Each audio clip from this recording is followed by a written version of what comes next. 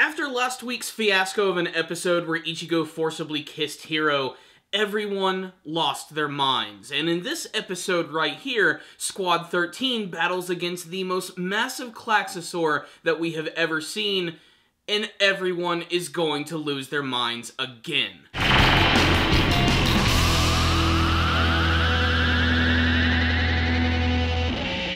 Darling in the Franxx returns with another big episode that's going to get a lot of people talking, and honestly, the best way to describe this episode is simply as cathartic. It actually feels like they're putting a band-aid on a massive wound which was delivered from the last episode. What a crazy ending the last episode was, with Zero Two being taken away from Hiro. Her and Hiro don't even seem to leave on good terms. Ichigo forcing herself upon Hiro, confessing her love, which drove the fanbase insane and even caused some members of the fanbase to literally bash the creators of the series and straight up send them death threats. While that's incredibly embarrassing, this episode right here, I think, will make up for it for how incredibly insane it actually is, and how it's essentially opening up the door for the rest of the series. It looks like we're starting to get some more clues about the mystery of this world and how it works, and maybe even how Klaxosaurs have an even closer connection to humans than we could have even possibly realized. That and the fact that we do get a triumphant scene in this episode where Hiro and Zero Two are reunited, they fully confess their love for one another, and it allows them to evolve to the next stage of their power. Yes, Strelezia goes through a very big change in this episode, and it is all sorts of incredible. There's a lot to talk about in this review, so let's just go ahead and start from the beginning. So this huge battle is getting ready to take place in this world known as the Grand Crevasse. It's this special part of the world that the higher-ups, the Papa people, have basically been looking to take over. But it is just completely overrun and infested with thousands of Klaxosaurs. And all of these plantations are sending all of their warriors to battle in the Franxx robots to take them down. But they're basically just sending them as a lamb to the slaughter. Like, there's just no way they're going to be able to fight back against these guys. But there are some special forces which are going to take place in this battle. Not only do we get to see all of the regular plantations come together, but Squad 13 minus Hiro decides to get involved in the battle, utilizing their special skills and Franxx machines, and even the Nines group comes in. And the Nines group is really shaking things up, because there's actually a big role reversal for these characters. The Pistols and Stamens have switched place. The controllers are now female and the drivers are now male, as opposed to what we've typically seen in the series. And I'm not sure how this works, as these are rules that we've never gotten into too much, but it's something that's very interesting. It's also worth noting that the males, when they're in the driving or the moving position, actually have these like weird little light-like horns which are coming out of their heads. It doesn't look like they're actual horns, it looks like they're simply being projected from them, but it's very reminiscent of Zero Two. It's pretty clear that these are some extreme experimental children here. But still, they're awesome, and seeing them combine and work with Squad 13 is something that's just really freaking awesome. But then the episode just decides to get absolutely insane in the best way possible, when after a great scene of watching them sweep out and destroy all these Klaxosaurs, a gigantic, massive one, unlike one that we've ever actually seen before, actually makes its presence known. It's known as a Layman class, and it basically looks kind of like a giant battleship. And it is so incredibly massive that not even one person can actually take it on, and it manages to destroy multiple plantations, killing presumably thousands of people in the process. And even though it is a giant hulking thing that can destroy things just by crushing it, its main objective seems to be going into the plantation where the main characters live, ramming its head right through a wall, opening its mouth, and unleashing all of these smaller Klaxosaurs inside. It's basically like a giant Trojan horse for all of these destructive creatures. So Squad 13's fighting, the Nines are fighting, the random brand new characters are fighting, and Zero Two is fighting. She's actually in Strelezia, but she's going in single mode. She's going completely berserk and insane, and is basically running around like a mad lion, destroying everything in her path. Hiro, however, can no longer just watch. He decides to jump in a training unit and runs out into the battlefield brazenly, almost getting killed in a scene which is slightly reminiscent of some of the craziest stuff that I've seen from Gurren Lagann. And this leads to what is going to be one of the most controversial parts of the episode, but one ultimately that I do believe does redeem Ichigo. Because as he makes his way out, his entire machine gets destroyed when suddenly he's confronted by Ichigo and Goro.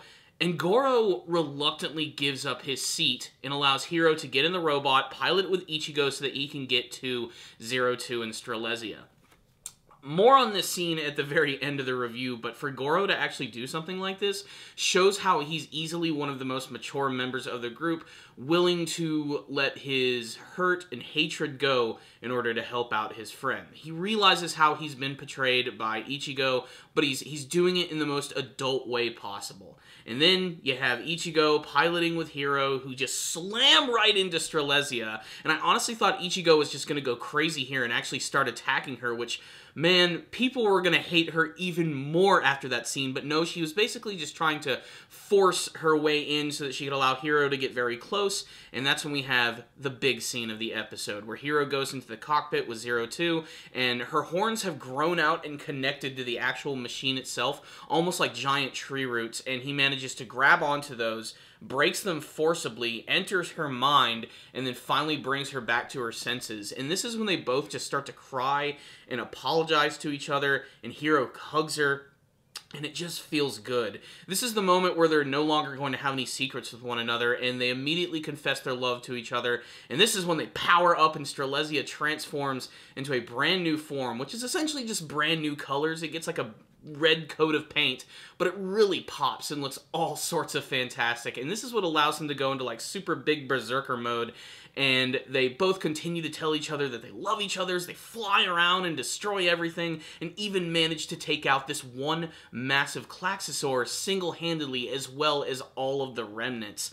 This, while the main theme of the entire series plays, is just a thing of beauty, and just feels like classic Trigger anime right here. I loved it, and it was such a triumphant moment. So, what I love about this too is that even Ichigo is accepting of what's happened here. She realizes after connecting with Hiro that there's no way that she's just going to be a part of his life in the way that she wants. He has only eyes for Zero Two, and she fully accepts it in this episode right here, which again, I think is very mature of the character, and a big change from what we saw in the last episode of the series. And that's it. That's basically the end of the episode. That is until we get to the post-credit scene, where things start to get even crazier. It seems like little by little, every single time we see Klaxosaurs, they just get bigger. And the one we saw in this episode was just ridiculous. It was basically the size of a plantation, which in and of itself was really insane, but when they've actually finally gained access to this crevasse, this massive Klaxosaur hand just rises out of the sky and then just slams down, destroying everything in its wake, leaving only Hiro and his friends and even parts of the plantation just barely standing. This hand is ridiculously huge, and it's just the arm of what could possibly be connected to what could be the actual source of the Klaxosaurs themselves, which this episode hints might have some sort of connection to humans themselves. The episode is great because of how not only does it reunite the characters, but they're finally starting to expand on this story and where it could possibly be headed. So, what's the rundown on this episode of Darling in the Franxx? I loved this episode. From a visual standpoint, this was the big, over-the-top action episode that I have been waiting for, but this was the episode that the fan base needed after the last one, especially after the last couple of episodes, to be perfectly honest. Zero Two and Hiro coming together at the end, just crying and confessing their love for one another and saying they love each other so unabashedly is the best thing about this episode, and it allows them to evolve in a crazy way. Strelezia's new look is, like I said, basically just a brand new coat of paint, but it looks all sorts of awesome. I love the detail, too, that when the pilots are actually crying, you can actually see these like little cry marks appear on the robots' faces that take the form of like plus signs. I think that's just a nice little visual detail, and you can really just see the elation and happiness on Strelezia's face when Hiro and Zero Two do come together at the end of the episode. There are just some moments while watching this episode, though, that I was like, I can totally feel what the fan base is going through right now. At the beginning of the episode, right before they go off on the mission, Hiro is really upset and tries to leave, and even starts to maybe even think about Zero Two for a second. Ichigo just grabs his hand and starts to hold onto it. When that happened, my first thought was, wow, people are going to fume about that scene. But thankfully, throughout this episode, she was mature enough to not only realize that, no, she's not the one for Hiro, but she actually helped him get to Zero Two as well. So I believe that redeemed that character. There are people who are going to disagree with me, and there's dumb, stupid man-children who feel like they're going to have to send death threats to the creators of the series, but I think this was a good evolution for this character. Goro as well, which, like I said, he barely talks about his feelings at all, but for him to be able to get over this stuff and to actually offer over his robot to Hiro just to help him out was a pretty great scene for his character. I really did love that. But this battle in this episode, guys, it was freaking insane. I absolutely loved it. It was so over the top and crazy and what I've been waiting to see from the show, considering it's done by Trigger. They're known for their incredibly inventive and over the top and super high-paced action scenes, and this one lives up to the classics in spades. But this episode is also starting to delve a little bit more into the overall mystery of this world and what these higher-up, mysterious Illuminati people are planning. It has something to do with this massive crevasse, and of course the Klaxosaurs themselves. Now there is one throwaway scene in this episode that is quite intriguing. When they start to destroy some of these Klaxosaurs, they see their cores, and one of them breaks open, and in the middle of the core is some sort of figure which is almost shaped like a human in a fetal position. Now, it's at this point that we probably start to realize that the Klaxosaurs themselves are almost certainly derived from humans, created from humans, began as humans, or eventually become humans. But why? It's just more questions. And they only notice it for like a couple seconds, and then as soon as they're done, they get right back to killing all of these Klaxosaurs. So I can't wait to see what this is ultimately all going to lead to and what this is going to tie into, because now that we finally got all this stuff out of the way, we're probably really going to start to dive into the actual story of Darling in the Franxx. But first, we had to go through this incredibly deep and complex relationship between Hiro and Zero Two. It's also a couple other confirmations and things I never even thought about. The reason that Hiro is so compatible with Zero Two is that when they were children, he actually was licking her wounds and thus consumed a little bit of her blood, and basically he has Klaxosaur blood inside of him, which has made him like half human, half Klaxosaur, maybe kind of similar to her, and that's why they're so compatible. That and, of course, their personalities. Also, I hope he's going to live up to his ideal of wanting to leave this place and maybe go rogue and do his very own thing. That could open up a whole nother part of the series. So, man, I love this episode. From a production standpoint, it was great. From a storytelling standpoint, it was just thrilling from beginning to end. And Hiro and Zero Two, when they met each other in this episode, and Hiro just started to grab her and hug her, man, that actually made me tear up a little bit. It felt so good to see these two characters finally reunited and to get over all the bad things that have happened to them over the last couple episodes. It was therapeutic. And this was a really great episode of Darling in the Franxx, one of my favorite from the series, and it had a great cliffhanger ending.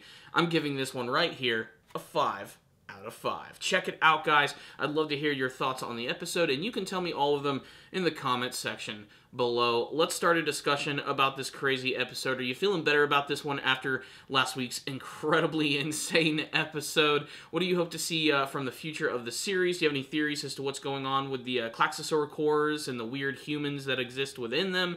And what's the deal with the giant hand appearing? Tell me all your thoughts, comment section below. Thank you guys for watching this review. I'll see you guys next time, and as always, stay damn down, baby.